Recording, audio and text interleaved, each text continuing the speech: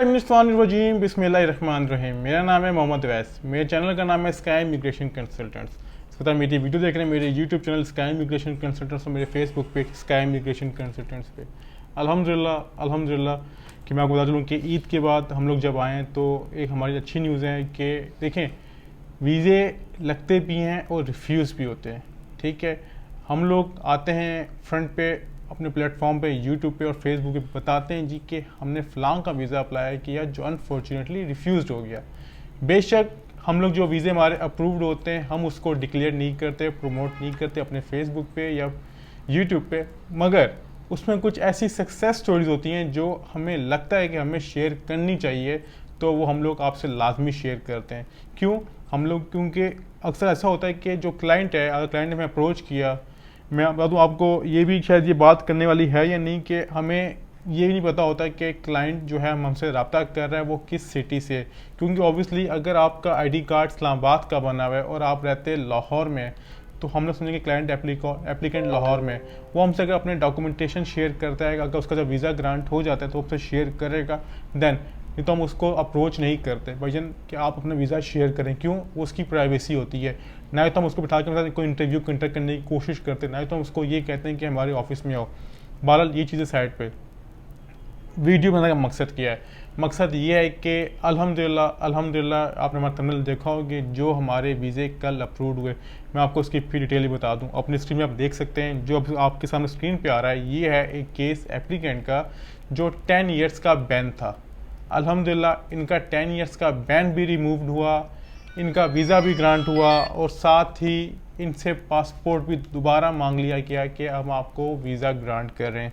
देखें, ये एक सक्सेस स्टोरी है जो आपसे शेयर करना बहुत ज़्यादा ज़रूरी है। क्यों ज़रूरी है? ताकि जो लोग पाकिस्तान में बैठ के या फिर यहीं पर बैठ के भी ये कहते हैं जी कि वीज़े अप्रूव नहीं होते, अपील का फ़ायदा नहीं है, ये आपके सामने एक एग्जांपल है। मैं ये नहीं कहूँगा जी कि ये अपील पे वीज़ा हुआ, ये है कि 10 ईयर्स का बैन भी रिमूव हुआ और अपील पे वीज़ा भी हुआ और पासपोर्ट भी सबमिशन की ईमेल आ गई। एक चीज़ ये क्लियर होगी। अब हम नेक्स्ट स्टेप पे जाते हैं। अब ये देख रहे हो कि तुर्की का वीज़ा, ये तुर्की का वीज़ा, ये आई थिंक इनका हमने अप्लाई किया था, लेकिन एप्लीकेंट हमसे कल शेयर किया। ठीक है, क्या हम लोगों को लगाते हैं फेसबुक पेज पे। क्यों? अब इसका मकसद क्या लगाने का? जिन लोगों के तुर्की की वीज़ा अप्लाई किया उनको पता होगा कि तुर्की की इस वक्त जो मौजूदा फीस एम्बेसी की है वो कम से कम 45,000 से अबव जा रही, वजह डॉलर की। अब अनतुल्ला ने ये कर दिया कि आपको ट्रैवल इंश्योरेंस भी उनसे ही परचेज़ करनी पड़ेगी, यानी उनके जो भी उनकी फीस सारी मिला के ये 45,000 प्लस जा रही है। ठीक है, अब आपको वो पे करनी पड़ेगी। ये मेरे ख्याल से एक हैवी अमाउंट है। जो मैं काम कर रहा हूँ सब ज़्यादा एम्बेसी की फ़ीस इस वक्त तुर्की वालों की ही है जो आपको पे करनी पड़ेगी। लेकिन आपको बता दूँ कि वीज़ा के चांसेस डिपेंड करता है आपके कागजात पे, आपके कागजात किस तरह के, कितने स्ट्रॉन्ग हैं। मैं आपको बात ये भी यहाँ क्लियर कर दूँ कि स्काई इमिग्रेशन कंसल्टेंट्स किसी किस्म का डन बेस पे या फिर गारंटेड काम नहीं करता। और साथ ही हमारा एक मोरक्को की फ़ाइल भी अप्रूव हुई अल्हम्दुलिल्लाह, जो पासपोर्ट सबमिट हो गया है।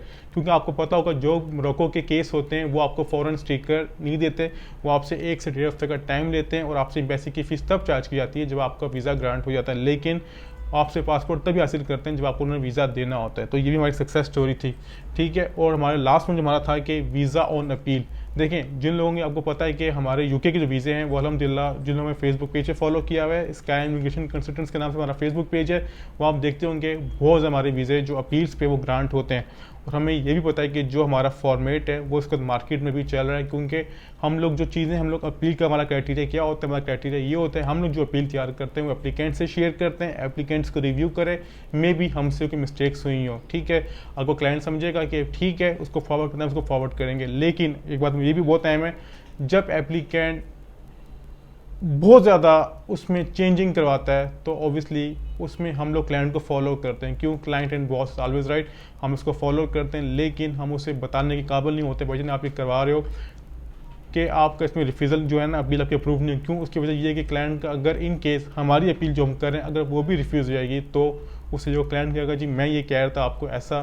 क्यों? हम लोग इस तरह की चीज़ें थोड़ा सा साइड पे लेके चलते हैं। मैं ये रिक्वेस्ट करूंगा जो लोग हमारे वीडियोस देख रहे हैं और जो बंदे हमसे अपील करवाना का सोच रहे हैं या फिर इन केस कभी हमसे रब्ता करें, तो हम लोग जिस तरह काम कर रहे हैं, हाँ ग्रामेटिकल मिस्टेक्स हों, सेंटेंस की मिस्टेक्स हों तो वो एक अलग चीज़ है। जब आप पूरा पैराग्राफ ही चेंज करवा रहे हैं आप क्लेरिफिकेशन से चेंज करवा रहे हैं तो हमें भी थोड़ा सा डिस्टर्ब होना पड़ता है। हम लोग जैसे आपको रिक्वेस्ट करेंगे हमें थोड़ा सा अपने काम के मुताबिक करने दें। हमें इतना एक्सपीरियंस तो नहीं, लेकिन जो मैं एक्सपीरियंस 7-8 साल का, हम उस मुताबिक कुछ चीज़ें सारी इंप्रूव करने की कोशिश करते हैं, ठीक है। काफ़ी लोग कहते हैं जी कि मैं सुबह उठा कमेंट पढ़ रहा था कि कोई कमेंट आए हुए थे ये फ्रॉड है जो लगे होते हैं। मैं कहूँगा कि देखें, अननोन बंदे होते हैं, उनको हम जानते भी नहीं है कौन है। और देखें, सोशल मीडिया है, आप जिसको जो मर्जी बोलते हैं, इससे हमें फ़ायदा, बहुत फ़ायदा होता है। हमें फ़ायदा ये होता है कि हमारी मार्केटिंग, हमारी पब्लिसिटी और ज़्यादा आपसे हो रही है। तो मैं कहूँगा अगर आप जो जितना कर सकते हैं उतना करें, हमें अच्छा लगता है। क्यों, हमें उतने कमेंट्स आएंगे, उतनी हमारी जो पोस्ट है अब ऊपर जाएगी। तो मैं आपसे यही कहूँगा, बाकी जो हम लोग काम करते हैं हम लोग जनरली करते हैं, हम लोग किसी किस्म का डन बेस पे कोई काम नहीं करते। स्काई इमिग्रेशन कंसल्टेंट्स बात क्लियर कर दूँ। और हम लोग कोशिश करते हैं कि एप्लीकेंट को या क्लाइंट को उसका बेहतर से बेहतर गाइड करें। भाईजान जो काम आपका है इस तरह होगा, हम अपनी फीस बता देते हैं। और ये बात मैं आप कंफर्म कर दूं, ग्रांटेड आप बेशक असेस कर लें, एनालिसिस कर लें, पूरे पाकिस्तान में जो सबसे ज़्यादा कम फीसेज हैं वो हमारी हैं। हम सबसे ज़्यादा कम फीसेज चार्ज कर रहे हैं। इसकी वजह क्या है? इसकी वजह यह है कि क्लाइंट को अगर इन केस वीज़ा ग्रांट नहीं होता है, कुछ प्रॉब्लम, तो उसका पैसों का नुकसान कम से कम हो। बाकी मैं बात फिर क्लियर कर दूँ, वीज़ा आपको एम्बेसी देती है, हम लोग नहीं देते, हम लोग जस्ट फाइल प्रिपरेशन करते हैं। तो ये थी आज की इन्फॉर्मेशन, आपसे डिस्कस करना चाह रहा था कि बिग सक्सेस थी हमारी आफ्टर ईद। मैं आपसे डिस्कस करूँ क्योंकि ईद के हम वापस आए थे कल, तो ये सारी कल की कुछ सक्सेस स्टोरी थी। तो आपसे दोबारा मुलाकात होगी बहुत जल्द कोई नई इन्फॉर्मेशन के साथ। बहुत शुक्रिया, खुदा हाफिज़।